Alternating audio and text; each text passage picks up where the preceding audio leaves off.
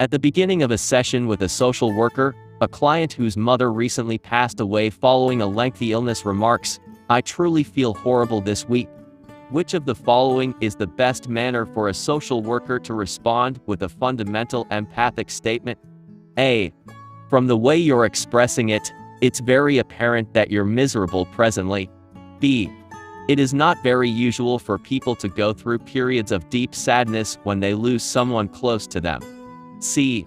I'm sorry you're experiencing a poor day at the moment. You could be feeling a bit let down right now because of your mother's death and everything else you've had to cope with. D. It appears like you've been dealing with a lot of difficult things recently. Let's talk about what happened this week that was extremely challenging for you.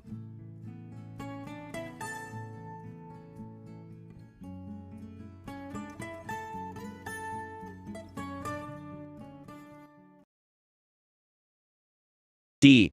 It appears like you've been dealing with a lot of difficult things recently. Let's talk about what happened this week that was extremely challenging for you. When faced with an extremely vague statement like this one, it is critical to avoid leaping to conclusions when reading the client's message without requesting clarification. While it is conceivable that the client is referring to anything unconnected to the specific occurrences known to the social worker, it is also feasible that the client is referring to something unrelated to that incident. All of the remaining answer choices are wrong.